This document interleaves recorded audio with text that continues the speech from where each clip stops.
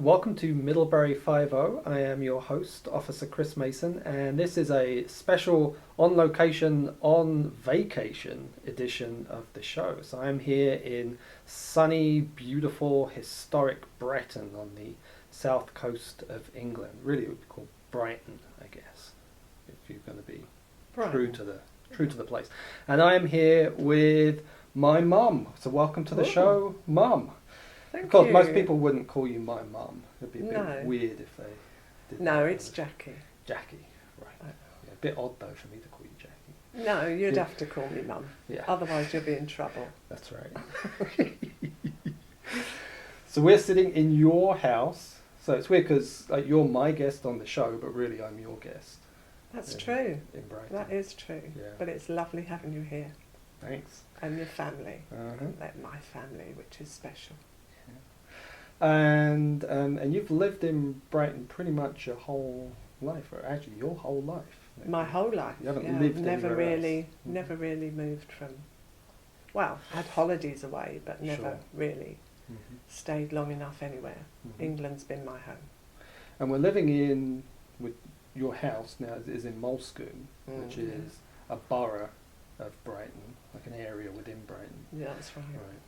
Fair to say that it's not like the most upmarket region within Brighton. It's not fancy. It has. Trying to be delicate. But Yeah. Don't be too delicate, it's all right. You can go there.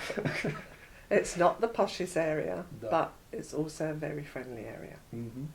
So, So it's a working class can, neighbourhood. You can working class, but Yeah. you can rely on your neighbours, which Right. is really nice. Mm-hmm.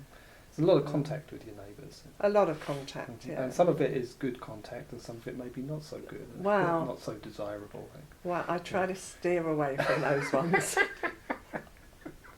Well, you weren't born in Molescombe, but you lived a lot of your life in Molescombe. Yes. Mhm. I was born in Whitehawk, Yeah. which was another area that really wasn't Not so posh. not so posh either.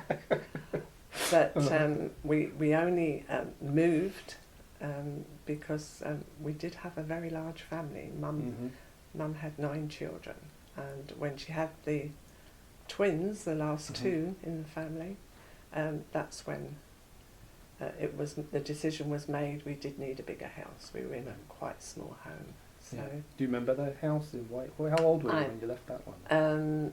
I was 6, I think, Okay. when we left. So you have some memories. I've got some vague memories. I've got some little incidents that happen that stay in your brain when you're quite young. Yeah.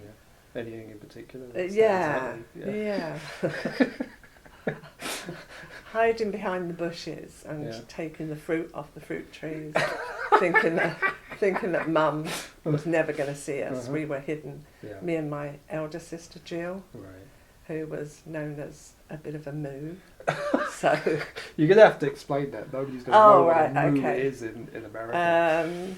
A bit of a naughty child sometimes. wild, Bit yeah. wild. Yeah, So, and I think she used to get me along there. Yeah, you were the in innocent that victim, track. really. I Yeah, was she innocent she at led the you time. astray. Yeah, exactly. You got that so right. So that's when you steal fruit in England. That's a special word. Like it's a thing that people do with much frequency that it has its own word. It's scrumping. Scrumping, right? Scrumping is more so not when it's in your own garden. Yes. Or in very friendly neighbours' gardens, but it's when it's in gardens that you haven't been invited into. Yes. Like you've hiked over a fence and sort of found your way on the other side and climbed the tree. You say that as if it's like an accident. Like, oh!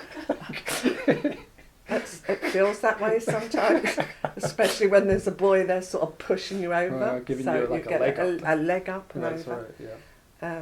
And there was one instance which I will tell you about. Okay. Which I think you've heard, but I I'm might sure not other have. people. No, I don't know. It doesn't sound familiar. There was quite a gang of us, Mm-hmm. and our mum didn't have a lot of money, as you can imagine, 9 children. Yeah. So, we weren't at all wealthy in any way. And we were pretty short of food a lot of the time. So the fact that we could gain some sort of food and bring it home to Mum was always a blessing. Mm-hmm.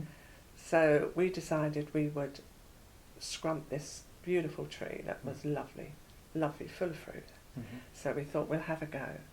Well, three boys and I Mm-hmm. were sort of pushed over.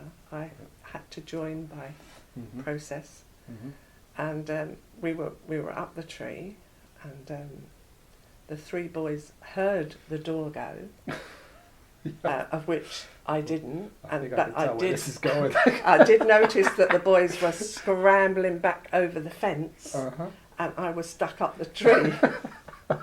They just abandoned you. They absolutely abandoned me. Outrageous, yeah. So I thought, don't know how I'm going to get away with this. I wasn't very old. I was really quite young. Mm-hmm. So I just sort of stayed there thinking that this person, whoever was coming out the door, wouldn't know, Yeah, wouldn't see me. that's right. But of course he did. Oh. And he said, let me help you down out of that tree. And he was just a tad too polite, which worried me. Mm. And I You'd said, expect I'm him to be angry. In that, I so, would yeah, expect him to be a little cross. bit, And so he said, let me get you down. And I was quite worried about it. yeah. Mm-hmm. But he actually got me down from the tree. Mm-hmm. And he said, oh, can you tell me why you're doing this? Is this just for fun? Mm-hmm. Why you're stealing my fruit? Why are Yeah. you taking my fruit? Uh-huh. So he said, so I said, well, my mum has 9 children. Mm-hmm. And I said, and we don't really have much money for food. Mm-hmm. And I said, she always likes to make an apple pie or apple crumble. And I know it's wrong, Mm-hmm. but I thought you wouldn't mind if we just took a few. Mm-hmm. And he said, I don't mind at all. But all you actually have to do is come and knock on my door. Mm-hmm. And he said, you in particular, come and knock on my door. He said, and I will have the bags of fruit waiting for you. So from that time on, Yeah. I knew I had this. Yeah, the sauce. I knew where to get my apples. So that was that story. Mhm. And the boys, they were all sort of really at the end of the field waiting for me. They probably really thought you had were really abandoned good, me, They yeah, probably and thought thought they I were was going to in be trouble. taken off by the police. And my mum had always said, you cannot get in trouble with the police. Mm-hmm. So, we mustn't have policemen at the door. It was really bad in those days if a policeman knocked on your door. Yeah. So Well, probably pretty bad these days too. I mean, well, not something you would. I think some are fairly accustomed to it in this area. But So for some families in Malscoot, that would be not pretty be regular unusual, occurrence. not too unusual. Yeah. But so and then of course taking all these apples home, Mhm. I had to explain to Nan that You did, yeah. that where I'd got them from, and that Yeah. I actually had been naughty and had climbed up the tree, and I was going to take them. Mhm.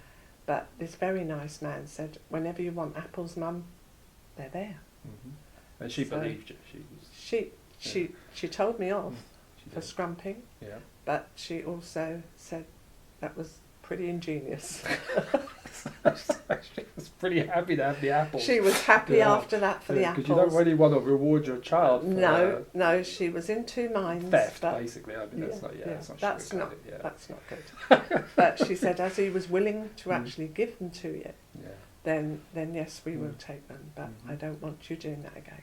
She Yeah. was very strict, really, on you don't steal, you Mhm. don't take from anybody. So was that the most trouble you ever got in as a child? or- No.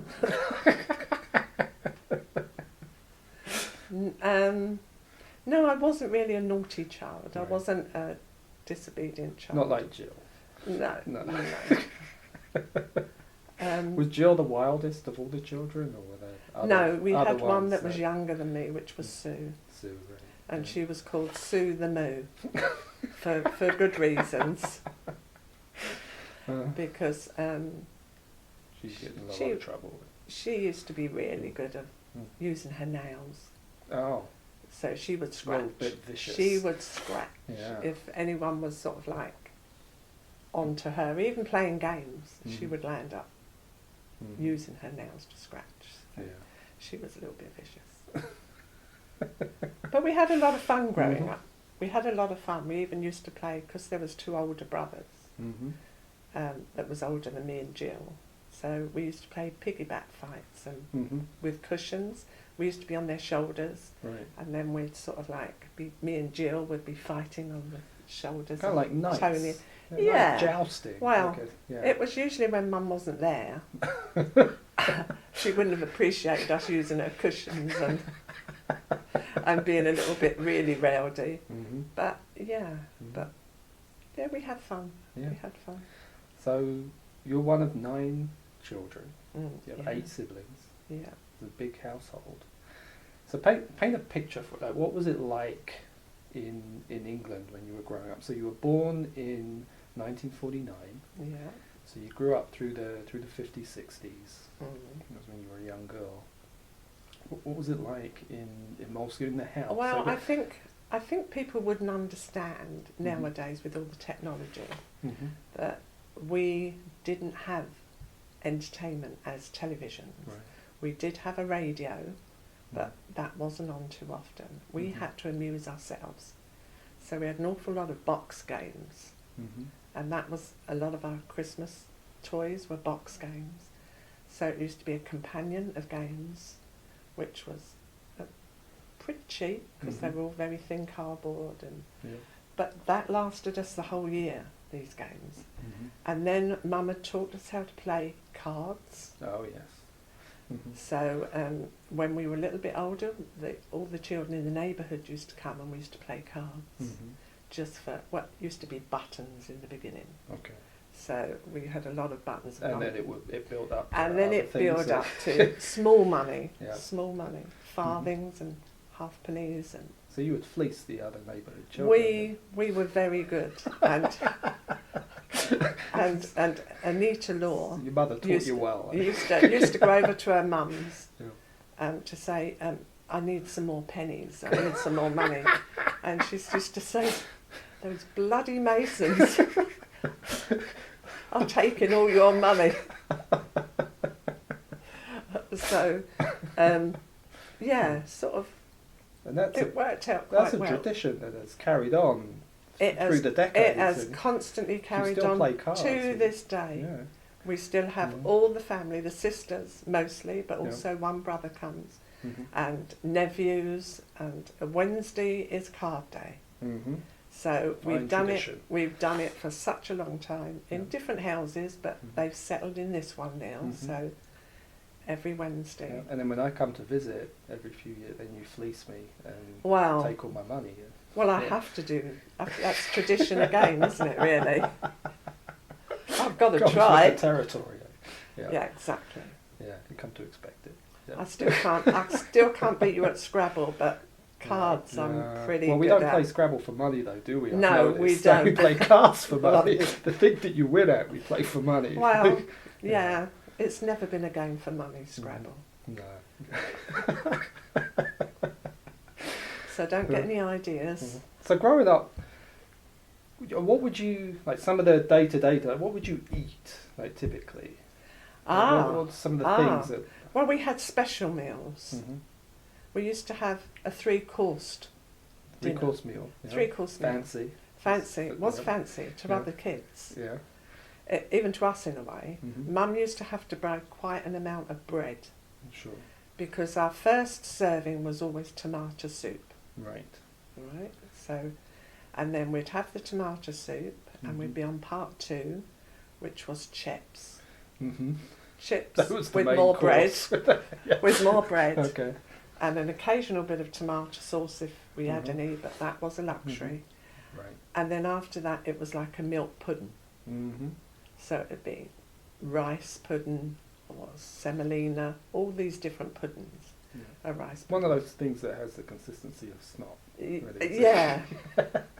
Some weren't too great. You get the skin on the top. Yeah. It wasn't like you'd make your own rice. Mum always made her own puddings. She always cooked everything because it was so much cheaper.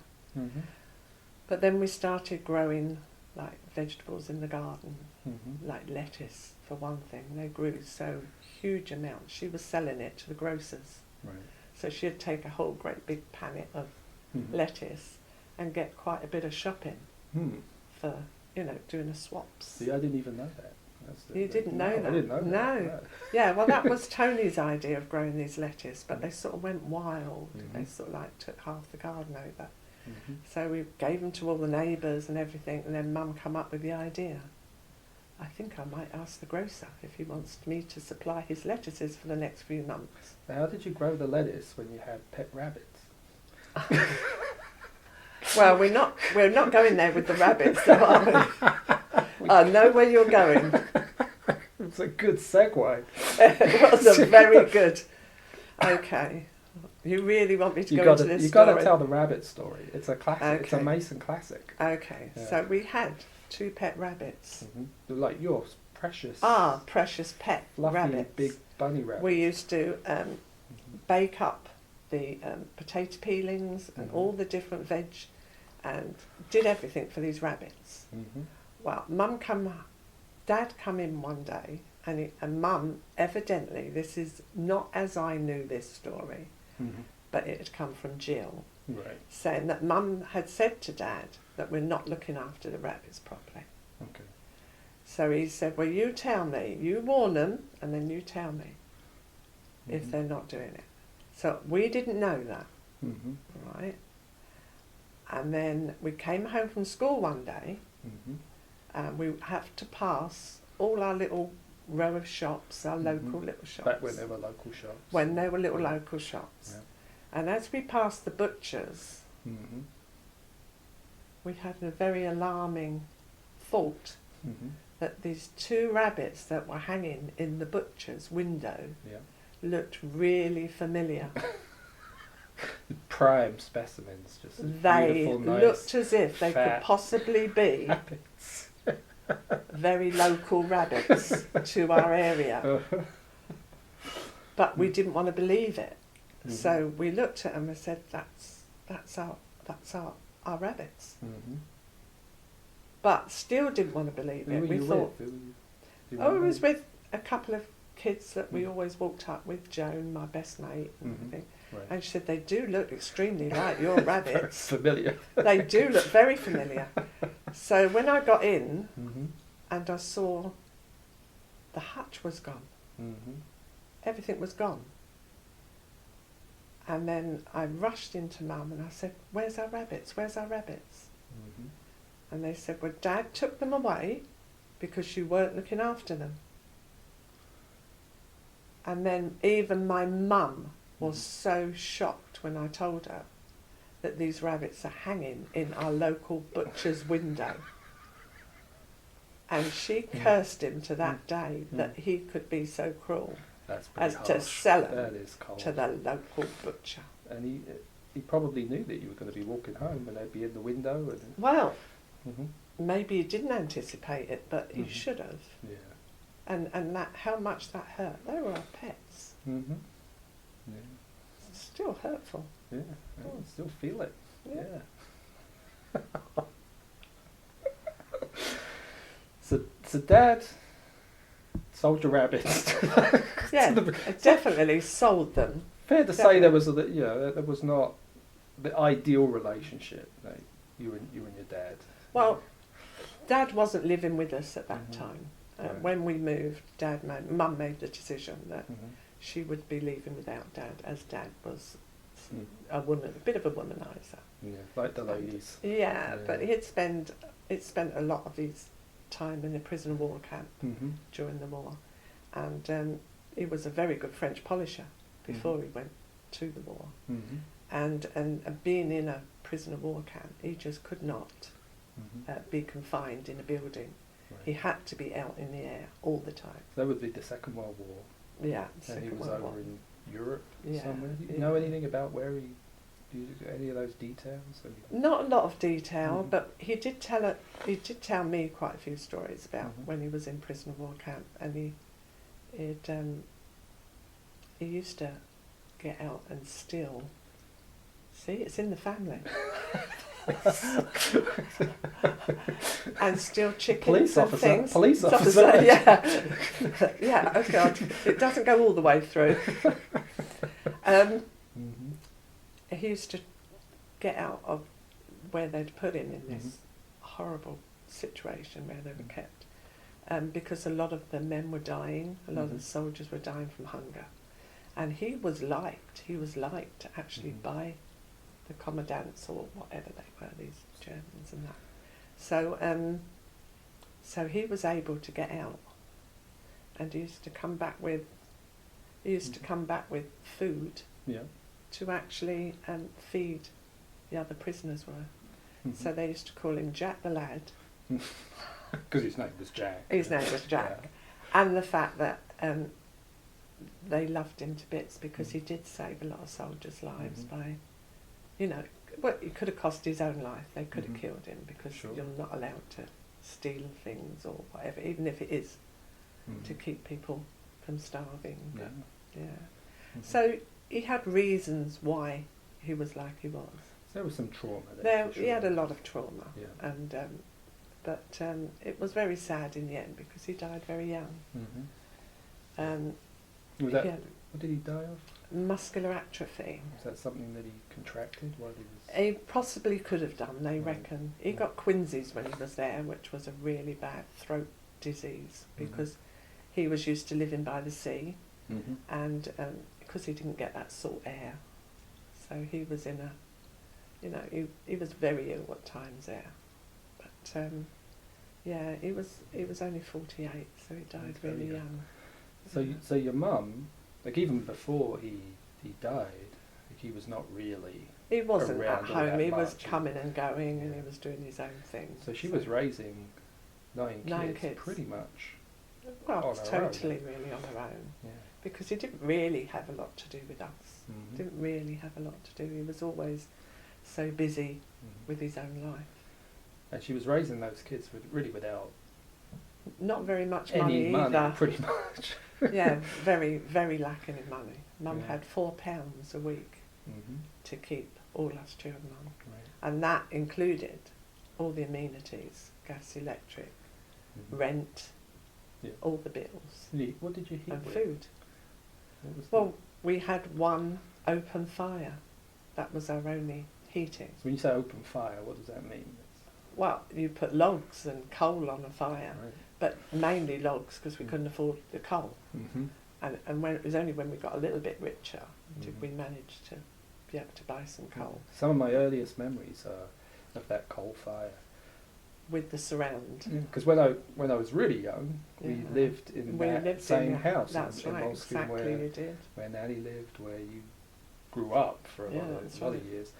And I can remember Nanny in the morning, I would come down and Nanny would be in some sort of robe or something and her hair in curlers. She was tending the coal fire, cleaning out the ashes from the fire the day before and setting it all up. And that's right. Some rolled up newspapers. And, They would deliver coal, like back in those days, the guy would come deliver coal. Well, we had a coal shed which happened to be in the kitchen, next to the larder. Yeah. Which wasn't really the most hygienic place to keep a coal shed. Yeah. But the coalman used to come in with his big sack and just empty it into the... Yeah. So, I mean, it wasn't the best things, but then that's how we lived. Was there some incident with the coal shed and somebody No. was climbing on it or something? And oh, no, we used to climb on the shed in the back garden. Right. So this was not that shed, this was a different shed, wasn't it? No, that shed was indoors. That was like just a door you opened right next to the larder door. And that was part of the integral part of our kitchen. Sure. But the shed that you're talking about is is our garden shed, which we made into a clubhouse. Right.